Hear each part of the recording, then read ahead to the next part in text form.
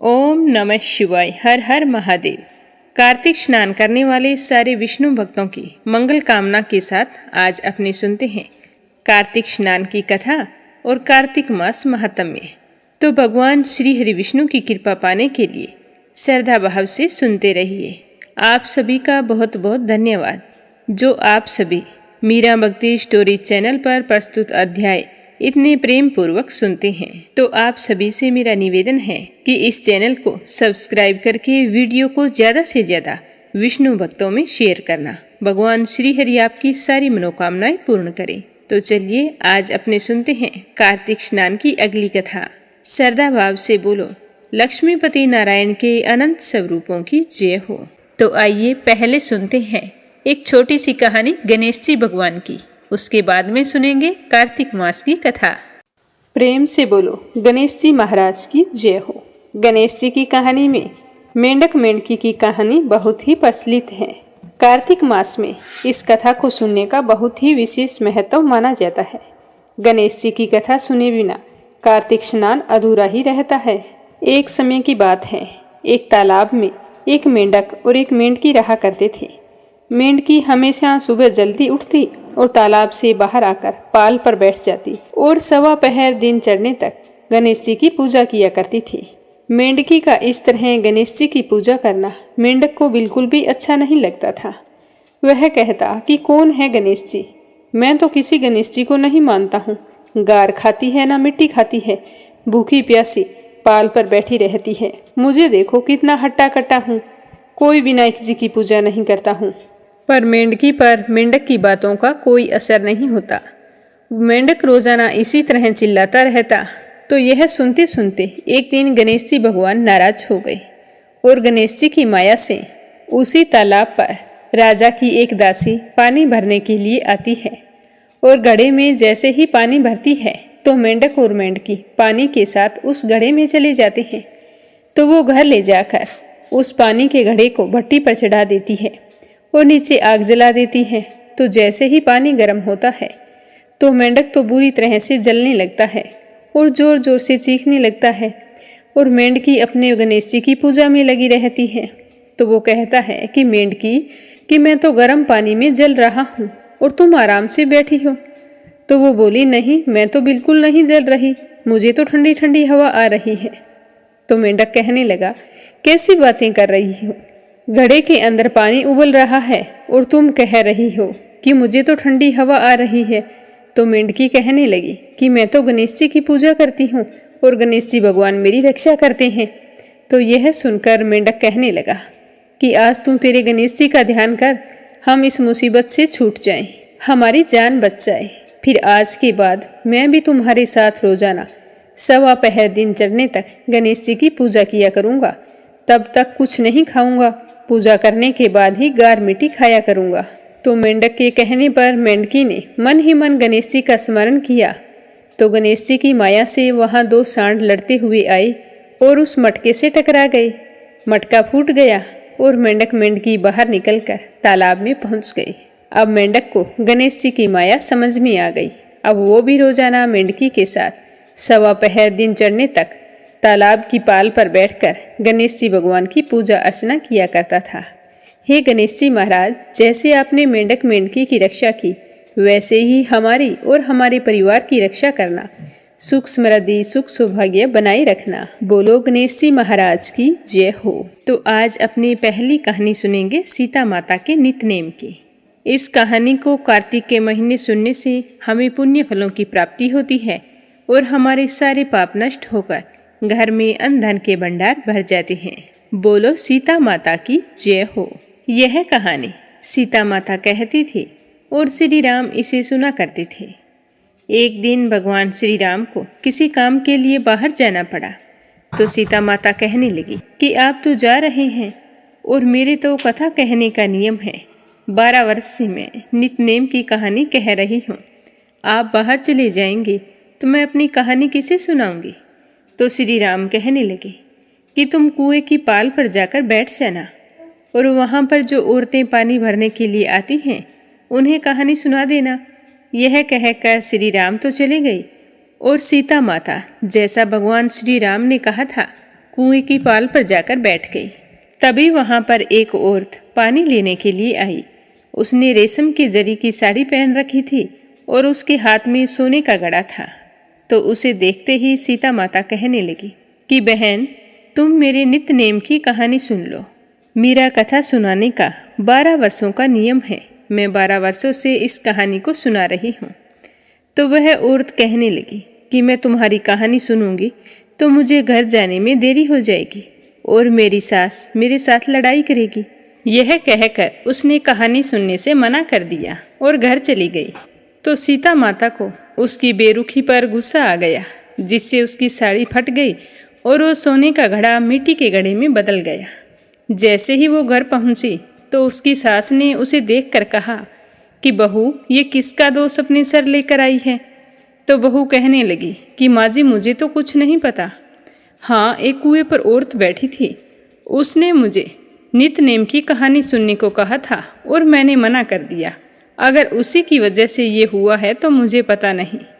तो उसकी सास कहने लगी कि ला तेरी साड़ी और घड़ा मुझे दे, मैं जाती हूँ, देखती हूँ कौन बैठी है। तो जैसे ही उसकी सासू माँ कुएं की पाल पर गई तो देखा कि वहाँ पर सीता माता बैठी थी। तो सीता माता ने उसे देखते ही कहा कि बहन, मेरी कहानी सुन लो। मेरे 12 वर्षों का नियम है। अगर आज कोई कहानी नहीं सुनेगा तो मेरा तो नित्य नेम टूट जाएगा। तो वह कहने लगी कि एक बार छोड़, मैं तुम्हारी कहानी 4 बार सुनूंगी। तो यह सुनकर सीता माता बहुत ही खुश हुई और कहानी कहने लगी कि राम आए, लक्ष्मण आए, देश के पुजारी आए, नित्य नेम का नेम लाए। आओ राम, बैठो राम, तपी रसोई जियो राम। माखन मिश्री खाओ राम, दूध बतासा पियो राम। सूत के पल काम ओठो राम, साल दुसाला पोठो राम। साल दुसाला ओढ़ो राम, जब बोलूं जब राम ही राम। राम संवारे सारे काम, खाली घर भंडार भरेंगे, सबका बेड़ा पार करेंगे। श्री राम जय राम, जय जय राम। तो कहानी समाप्त होते ही सास कहने लगी कि बहन, आपने तो बहुत अच्छी कहानी सुनाई है। इस कहानी को सुनने से क्या फल मिलता है। तो सीता माता कहने लगी कि माँ जी, इस कहानी को सुनने से अन्न धन के भंडार भरे रहते हैं, सुख सौभाग्य की प्राप्ति होती है। तो सारा विधान जानकर सास घर चली गई। तो वो साड़ी फिर से रेशम की हो गई और मिट्टी का घड़ा सोने के घड़े में बदल गया। तो अपनी सास को देखकर बहू कहने लगी कि सासू माँ, आपने ये सब कैसे किया। तो सास ने कहा कि बहू, तू दोष लगा के आई थी और मैं दोष उतार कर आ रही हूँ। तो बहू ने फिर पूछा कि वह कुएं वाली स्त्री कौन थी। तो उसकी सास कहने लगी कि वो तो सीता माता थी। वे पुराने से नया कर देती है, खाली घर में भंडार भर देती है, लक्ष्मी जी का वास कर देती है, आदमी की जो भी इच्छा हो उसे पूरा करती है। तो बहू कहने लगी कि माँ जी, मुझे तो इसके बारे में पता नहीं था। कथा कैसी थी, आप भी मुझे सुना दो। तो बहू की बात सुनकर सास ने कहानी सुनानी शुरू की। राम आए, लक्ष्मण आए, देश के पुजारी आए, नित्य नेम का नेम लाए। आओ राम, बैठो राम, तपी रसोई जियो राम। माखन मिश्री खाओ राम, दूध बतासा पियो राम।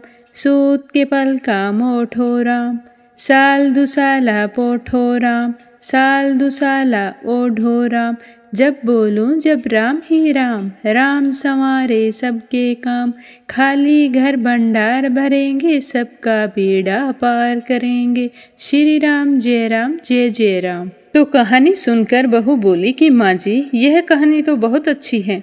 तो सास ने कहा तो ठीक है, अब हम इस कहानी को रोजाना सुना करेंगे। अब सास बहू रोज सुबह सवेरे जल्दी उठती, नहाती धोती, पूजा पाठ करने के बाद में सीता माता के नित्य नेम की कहानी कहती। एक दिन की बात है कि उनके यहाँ एक पड़ोसन आई और कहने लगी कि बहन, जरा सी आग देना, आज मेरे यहाँ आग बुझ गई है। तो सास कहने लगी कि हमने तो अभी तक आग जलाई ही नहीं। तो पड़ोसन कहने लगी कि तुम झूठ बोल रही हो, सुबह 4 बजे उठ जाती हो, तुम्हारे घर से आवाज़ें आती रहती है, तो आग नहीं जलाती हो तो क्या करती हो? तो सास कहने लगी कि हम सुबह जल्दी उठती हैं, नहा धोकर पहले पूजा करती हैं, फिर हम दोनों सास बहू सीता माता के नित्य नेम की कहानी सुनती हैं। तो पड़ोसन कहने लगी कि सीता माता की कहानी सुनने से क्या मिलता है? तो वो बोली कि इनकी कहानी सुनने से घर में खाली भंडार भर जाते हैं, सारे काम सिद्ध हो जाते हैं, मन की कोई भी इच्छा हो वो पूरी होती है। तो पड़ोसन कहने लगी कि बहन, अगर ऐसी बात है तो मुझे भी कहानी सुनाइए। तो सास बहू कहने लगी कि ठीक है, तुम भी सुन लो। तो उनकी पड़ोसन भी वहाँ पर बैठ गई और सास ने कथा कहनी शुरू की।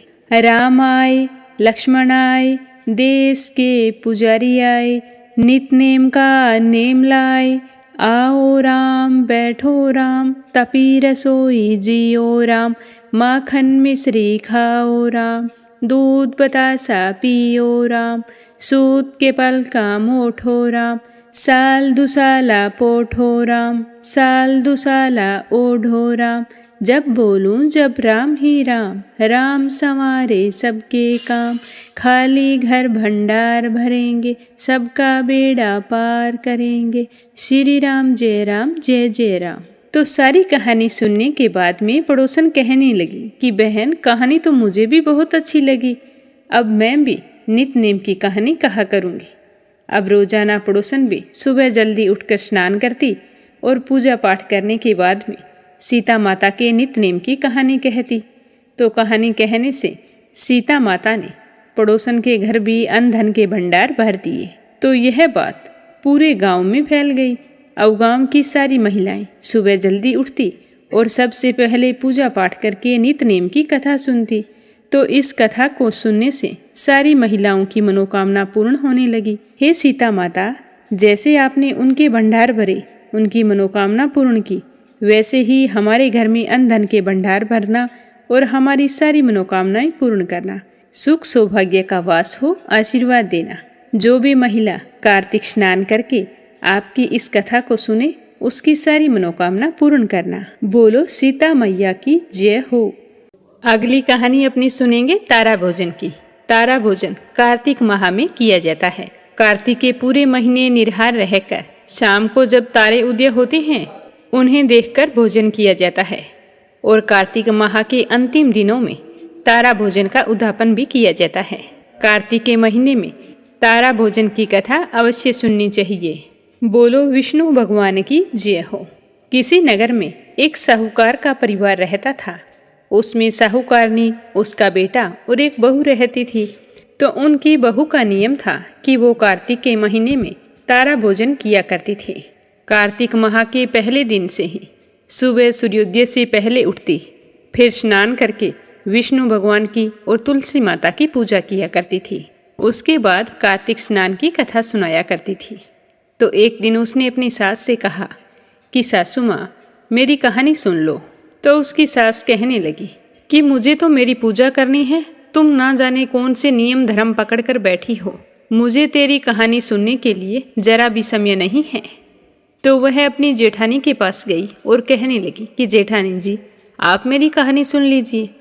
तो उसकी जेठानी ने मना करते हुए कहा कि तुम तो सुबह सवेरे नहा धोकर बैठ जाती हो, पर मुझे तो अभी खाना बनाना है।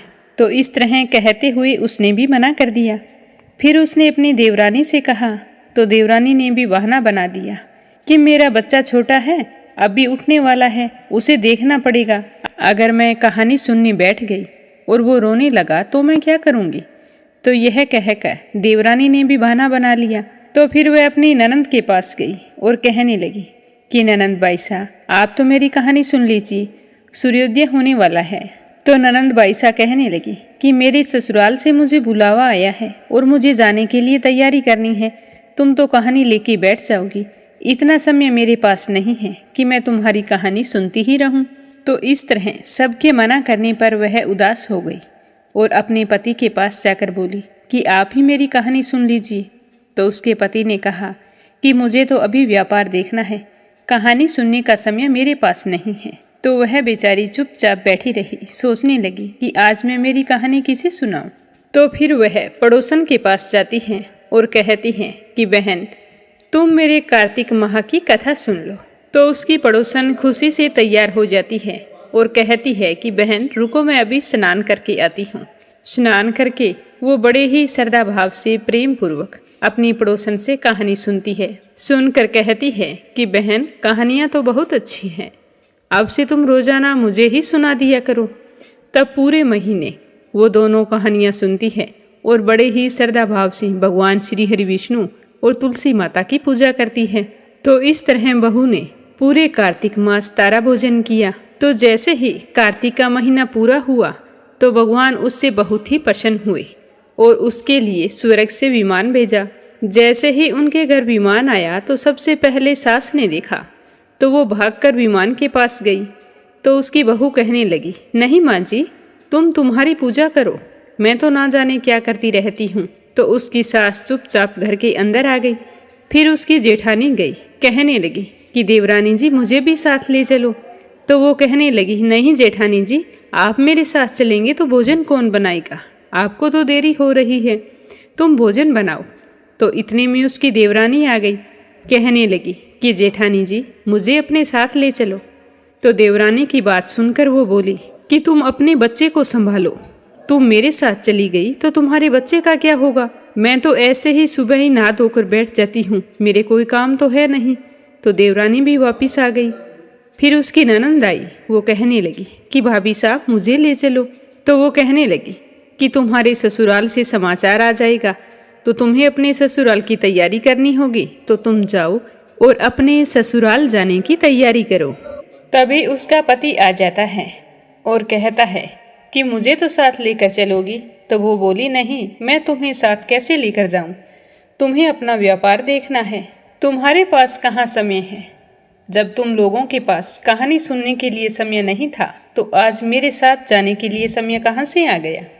तभी उसकी पड़ोसन आ गई और कहने लगी कि बहन मुझे तो ले चलो, मैंने तो तुम्हारी कहानी सुनी है। तो बहू कहने लगी कि हाँ बहन तुम चलो, क्योंकि एक तुम ही हो जिसने पूरे कार्तिक के महीने मेरी कहानी सुनी है। तो दोनों विमान में बैठकर स्वर्ग जाने लगी।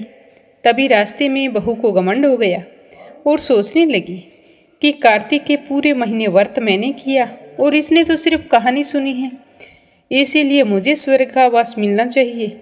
ये तो कहानी सुनने के कारण ही स्वर्ग में जा रही है, ना कोई व्रत किया, सिर्फ स्नान करके तुलसी में जल डाला है, फिर भी इसे मेरी वजह से स्वर्ग का वास मिलेगा। तो बहू इस तरह से मन में विचार करते हुए जा रही थी कि अचानक से भगवान ने उसे विमान से नीचे फेंक दिया। तो वो कहने लगी कि भगवान आपने ऐसा क्यों किया, मेरा क्या अपराध है, अपराध तो बताइए। तो भगवान कहने लगे कि तुझे अभिमान हो गया है, इसीलिए तू अब धरती पर ही रहे और स्वर्ग में सिर्फ तेरी पड़ोसन जाएगी, क्योंकि इसने पूरे श्रद्धा भाव से तुम्हारी सारी कहानियों को सुना है। इसने कभी नहीं कहा कि तुम सुबह सवेरे आ जाती हो, मेरे काम करने का टाइम होता है, मुझे भोजन बनाना है, कोई भी बहाना नहीं किया और ना कभी तुम पर गुस्सा हुई। और आज तुम्हारे मन में जो कुविचार आ रहे हैं उसके कारण तुम्हें स्वर्ग में वास नहीं मिल सकता। तो वो कहने लगी कि भगवान मुझसे गलती हो गई, अब मेरा प्रायश्चित कैसे होगा आप बताइए। तो भगवान कहने लगे कि अब से तुम आने वाले 3 साल तक तारा भोजन करेगी, तभी तुझे स्वर्ग की प्राप्ति होगी। तो बहू वापस घर आ गई। तो घर आते ही उसकी देवरानी, जेठानी, उसका पति और सास उसे देखकर बोले कि तुम वापस क्यों आ गई। तो वो कहने लगी कि माँ जी क्या बताऊँ, मुझे मेरे तारा भोजन पर घमंड हो गया था और जिसके मन में पूरी श्रद्धा और प्रेम ना हो तो उसे स्वर्ग का वास नहीं मिल सकता। तो भगवान ने मुझे बीच रास्ते से ही नीचे फेंक दिया और मुझे कहा था कि अब से तू 3 साल तक नियम से तारा व्रत करेगी और मन में किसी तरह का कपट नहीं लाएगी, तो ही तुझे स्वर्ग का वास मिलेगा।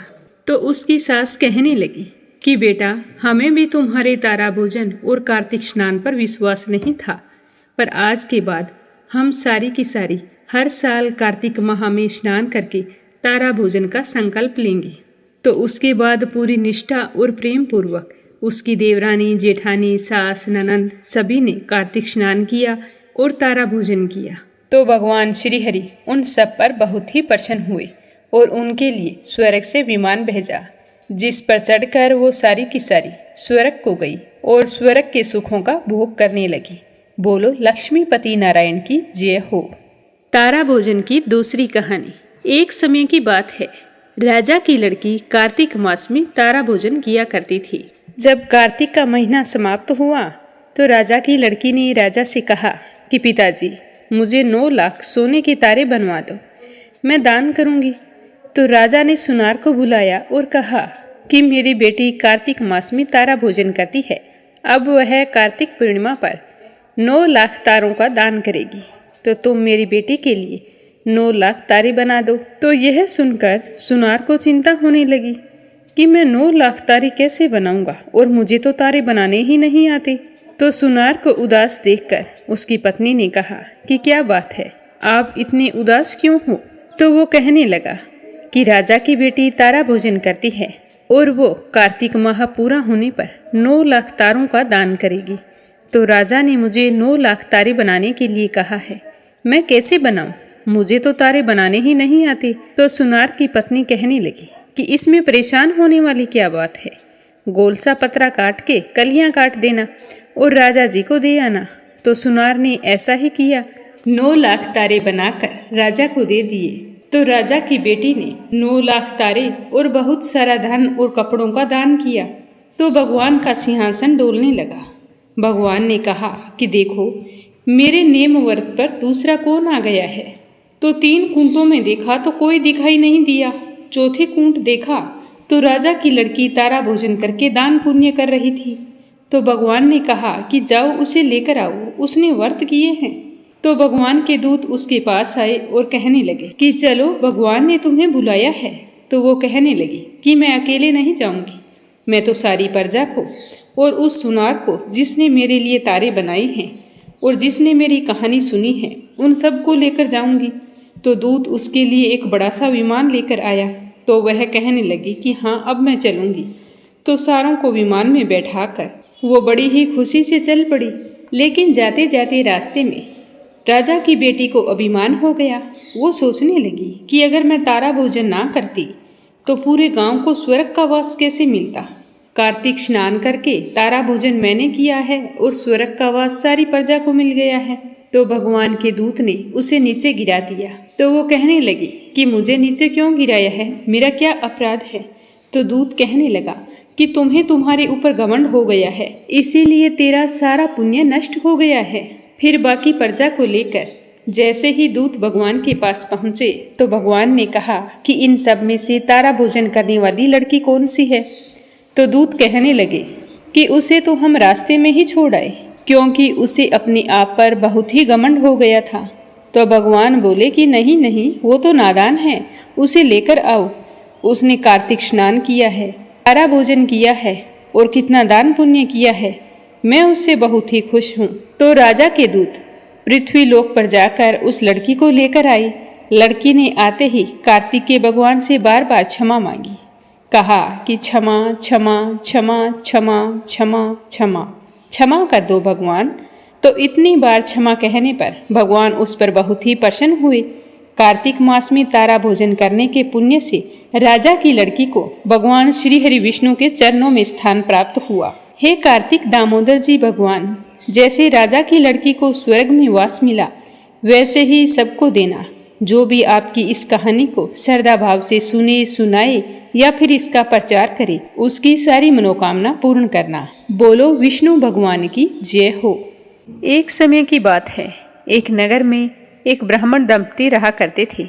वे दोनों प्रतिदिन 7 कोस दूर गंगा और यमुना नदी में स्नान करने के लिए जाते थे। सुबह जाते, आते आते शाम हो जाती। ऐसा करते करते सालों बीत गए। ब्राह्मण दंपति वृद्ध हो चले थे। अब तो ब्राह्मणी लौट कर आती तो बिल्कुल थक जाती। एक दिन वह अपने पति से कहने लगी कि स्वामी, हम कितनी पूजा पाठ करते हैं, दान धर्म करते हैं, फिर भी हमारी संतान नहीं हुई। अगर हमारे एक पुत्र होता तो कितना अच्छा होता। पुत्र होता तो घर बहू आती, और बहू होती तो जब हम स्नान करके पूजा करके घर आते तो सारा काम किया हुआ मिलता और बना बनाया खाना मिलता। बहू हमारी कितनी सेवा करती। तो अपनी पत्नी की बात सुनकर ब्राह्मण कहने लगा कि बात तो तू ठीक कर रही है, चल मैं तेरे लिए बहू ला देता हूँ। तो वह बोली कि क्यों मजाक कर रहे हो, एक तो भगवान ने मजाक कर ली, अब ऊपर से आप भी बोल रहे हो। जब बेटा ही नहीं है तो बहू कहाँ से आएगी। तो ब्राह्मण ने कहा कि तू मेरा कहना मान, एक पोटली में आटा डाल और उसमें कुछ सोने की मुहरें रख दे। तो ब्राह्मण के कहे अनुसार उसकी पत्नी ने एक पोटली में आटा बांधकर उसमें थोड़ी सोने की मुहरें भी डाल दी और वह पोटली ब्राह्मण को थमा दी। वह भगवान श्री हरि विष्णु को याद करता हुआ चल पड़ा। चलते चलते शाम हो चुकी थी तो वह यमुना के किनारे पहुंच गया। वहां पर जाकर बैठ गया तो वहीं नदी किनारे कुछ लड़कियां खेल रही थी। वो मिट्टी के घर बना रही थी। तो ब्राह्मण भी बड़े गौर से उन्हें देखने लगा। थोड़ी देर बाद में उन लड़कियों ने एक दूसरे से कहा कि चलो बहनों घर चलते हैं, शाम हो गई है, माँ बाबूजी इंतजार कर रहे होंगे।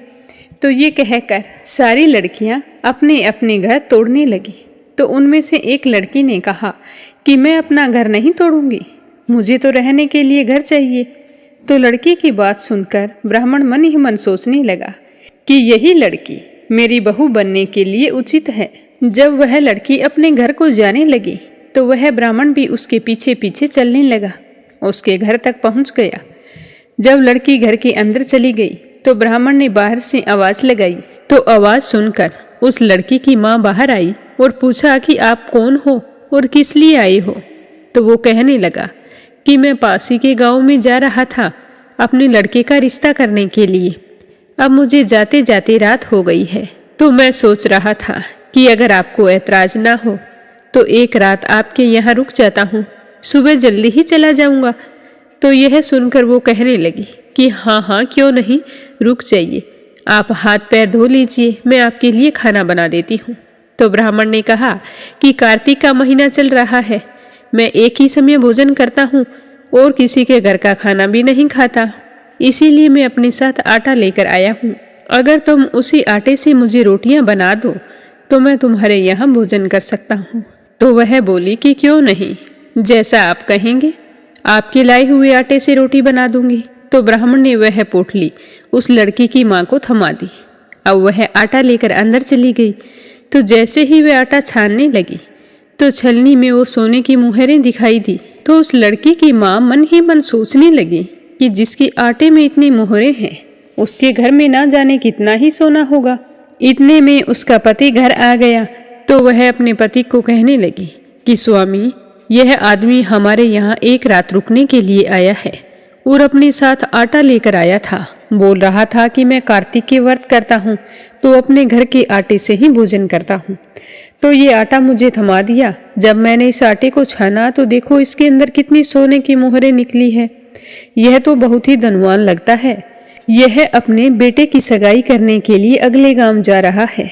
हमारी किस्मत अच्छी थी, इस गांव में पहुंचा तो रात हो गई तो हमारे घर रात रुकने के लिए ठहर गया। क्या पता हमारी बेटी की किस्मत इनके बेटे के साथ जुड़ी हो। मैं तो कहती हूँ कि आप इनसे हमारी बेटी से रिश्ते की बात तय कर ले। तो उसके पति को भी यह बात जंच गई। वह स्नान करके भोजन करने के बाद में ब्राह्मण देवता के पास गया और प्रणाम करके कहने लगा कि आप कौन से गांव से आए हैं और कहाँ जा रहे हैं। तो ब्राह्मण ने कहा कि मैं तो अपने बेटे की सगाई के लिए जा रहा था, यहीं थोड़ी दूरी पर एक गांव है, वहां पर किसी ने मुझे रिश्ता बताया था। तो वो कहने लगा कि आप अगर बुरा ना माने तो मैं एक बात कहूँ, मेरी बेटी के साथ आप अपने बेटे का रिश्ता तय कर दीजिए। तो ब्राह्मण के तो मन की मुराद पूरी हो गई। वह कहने लगा कि हाँ हाँ क्यों नहीं, मुझे तो मेरे बेटे के लिए सुंदर और संस्कारी लड़की चाहिए। अगर आपकी बेटी है तो मैं आपकी बेटी के साथ रिश्ता कर दूंगा, लेकिन एक अड़चन आ रही है, क्या पता आप इसे मंजूर करेंगे या नहीं। तो ब्राह्मण की बात सुनकर लड़की का पिता कहने लगा कि क्या बात है।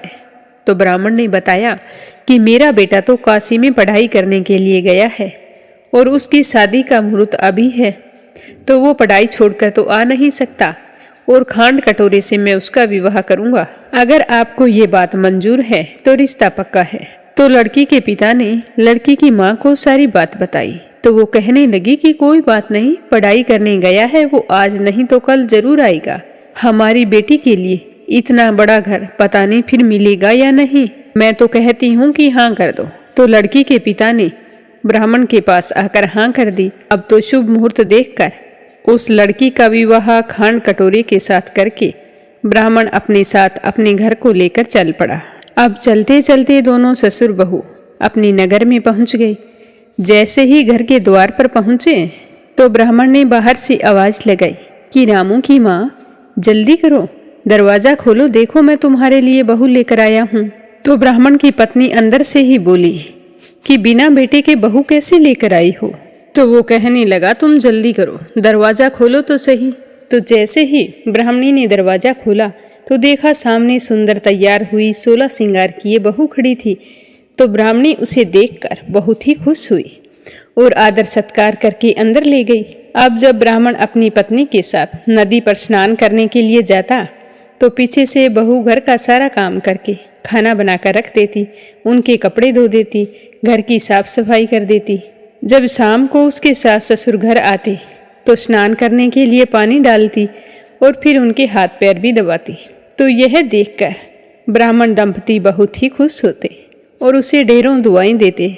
लेकिन ब्राह्मणी ने एक बात पहले ही दिन अपनी बहू से कह दी थी कि बेटा, कभी भी चूल्हे की आग मत बुझने देना और मटके का पानी खत्म मत होने देना। ये कहकर उसे चावल और मूंग मिलाकर दे जाती और कहती कि इन्हें पहले अलग अलग करना, उसके बाद में इसकी खिचड़ी बना लेना।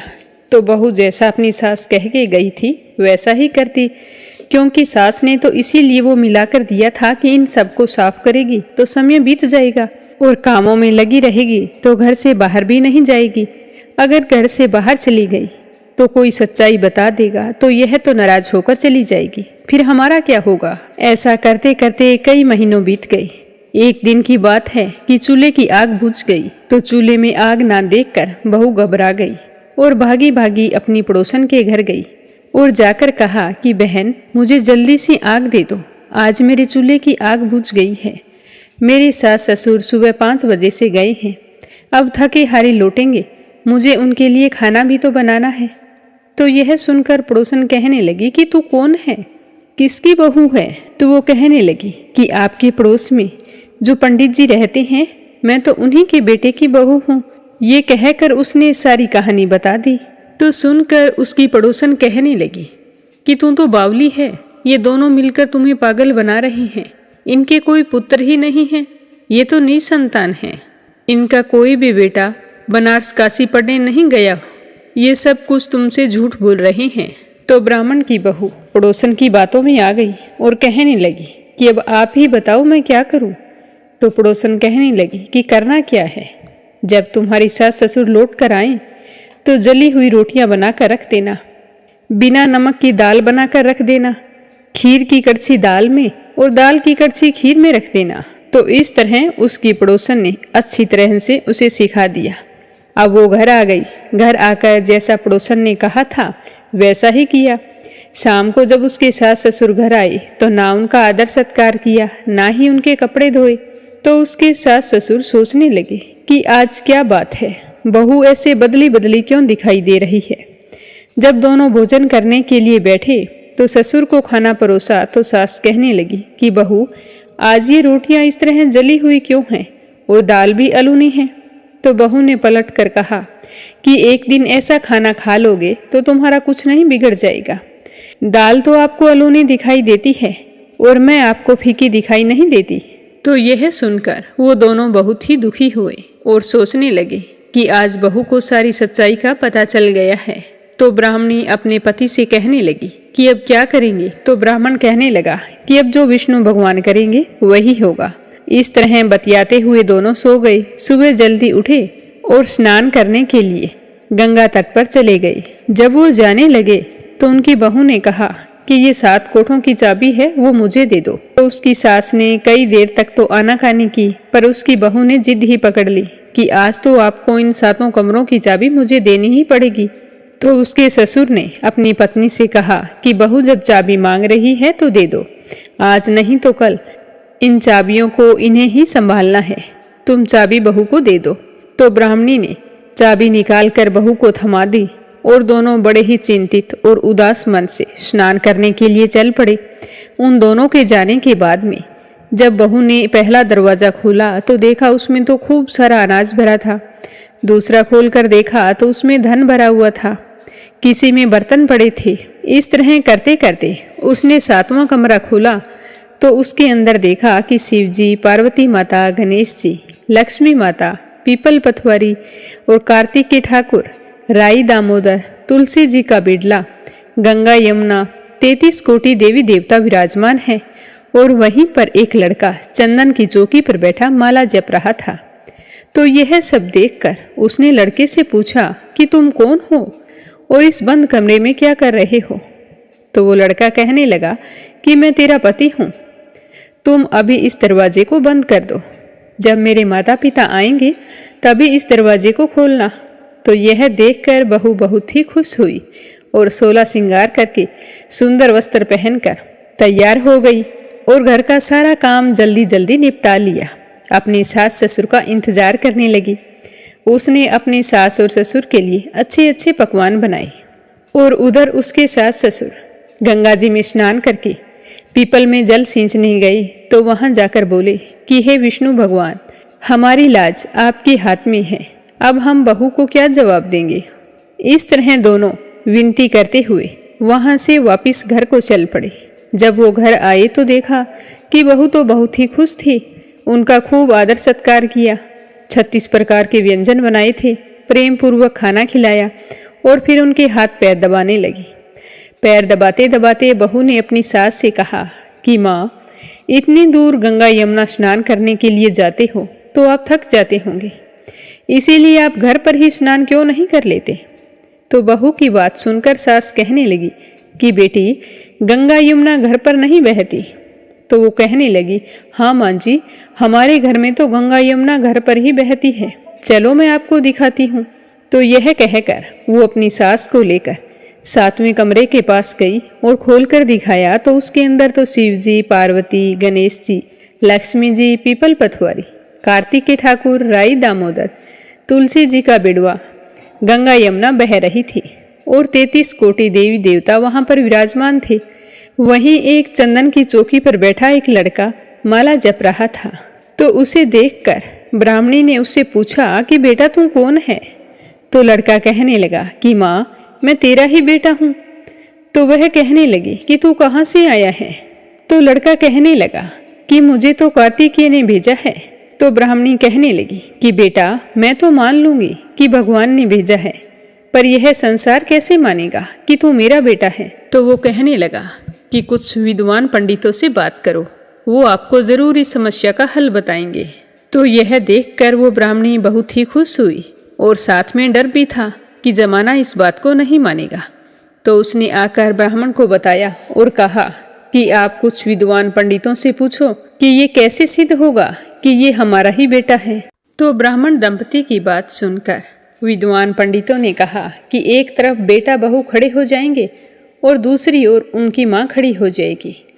माँ को चमड़े की अंगियाँ पहना देना। जब वह अपने बेटे को देखेगी तो उसकी छाती में से दूध की धार निकलकर बेटे की दाढ़ी मूंछ भीगेगी और पवन पानी से गंठ जोड़ा बंधेगा। तो यह देखकर सारे गांव वाले मान लेंगे कि यह लड़का इसी माँ का बेटा है। तो पंडितों की बात सुनकर ब्राह्मण ने सारे नगरवासियों को बुलाया और फिर जैसे विद्वान पंडितों ने कहा था तो वैसा ही किया। ब्राह्मण के बेटे बहू एक ओर खड़े हो गई और सामने चमड़े की अंगियाँ पहनाकर ब्राह्मणी को खड़ा कर दिया। तो बेटे को देखते ही चमड़े की अंगियाँ फट गई और छाती में से दूध की धार निकलकर बेटे की दाढ़ी मूंछ भीग गई और पवन पानी से बेटे बहू का गंठजोड़ा बंध गया। यह देखकर ब्राह्मण और उसकी पत्नी और गांव वालों की खुशी का कोई ठिकाना ना रहा। यह चमत्कार देखकर सारे नगरवासी कार्तिक देवता की जय जयकार करने लगे। हे कार्तिक के ठाकुर, जैसे ब्राह्मण और ब्राह्मणी को बेटा बहू दिया वैसे सबको देना। कार्तिक मास की कथा कहने, सुनने और हुंकारा भरने वाले पर हमेशा अपनी कृपा दृष्टि बनाए रखना। तो ये थी कार्तिक स्नान की कथा। अब अपने सुनेंगे कार्तिक मास महात्म्य का अगला अध्याय। बोलो श्री कृष्ण भगवान की जय हो। नारद जी कहने लगे कि हे राजन, कार्तिक मास में व्रत करने वाले के नियम को मैं तुम्हें संक्षेप में बतलाता हूँ, उसे भी आप ध्यान से सुनिए।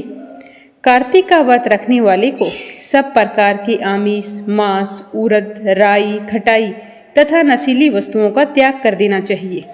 व्रती को दूसरे का अन्न ग्रहण नहीं करना चाहिए, किसी से द्वेष नहीं करना चाहिए और तीर्थ के अतिरिक्त अन्य कोई यात्रा नहीं करनी चाहिए।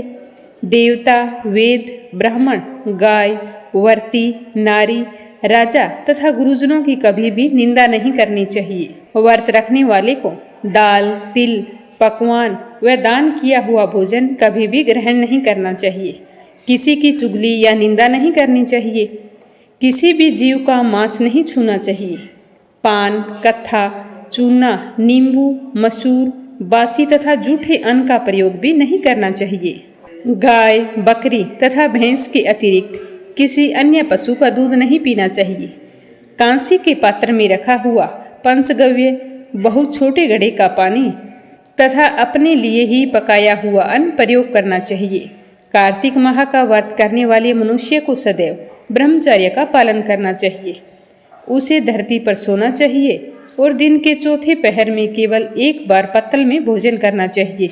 व्रत रखने वाले को कार्तिक माह में केवल नरक चतुर्दशी, जिसे छोटी दिवाली भी कहा जाता है, उस दिन शरीर पर तेल लगाना चाहिए। पूरे कार्तिक माह में सरसों के तेल का प्रयोग नहीं करना चाहिए। कार्तिक माह में व्रत रखने वाले मनुष्य को सिंघाड़ा, प्याज, मट्ठा, गाजर, मूली, काशीफल, लौकी, तरबूज इन सब वस्तुओं का प्रयोग बिल्कुल भी नहीं करना चाहिए।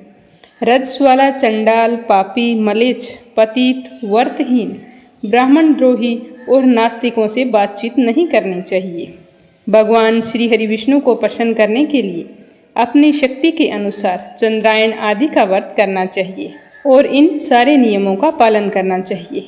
व्रत रखने वाले को प्रतिपदा को कुंभड़ा, द्वितीया को कटहल, तृतीया को तरुणी स्त्री, चतुर्थी को मूली, पंचमी को बेल, षष्ठी को तरबूज, सप्तमी को आंवला, अष्टमी को नारियल, नवमी को मूली, दसवीं को लौकी, एकादशी को परवल और द्वादशी को बेर, त्रयोदशी को मट्ठा और चतुर्दशी को गाजर तथा पूर्णिमा को शाक का प्रयोग नहीं करना चाहिए। रविवार को आंवले का प्रयोग नहीं करना चाहिए। कार्तिक माह में व्रत करने वाला मनुष्य यदि इन शाकों में से किसी शाक का सेवन करना चाहे तो पहले ब्राह्मण को देखकर ग्रहण करे। यही नियम माघ के महीने स्नान और व्रत करने वालों के लिए होता है। देव उठनी एकादशी में पहले कही हुई विधि के अनुसार नृत्य, जागरण, गायन वादन आदि करना चाहिए। इसको विधि पूर्वक करने वाले मनुष्य को देखकर यमदूत ऐसे भाग जाते हैं जैसे सिंह की गर्जना से हाथी भाग जाते हैं। कार्तिक माह का व्रत सभी व्रतों में श्रेष्ठ है।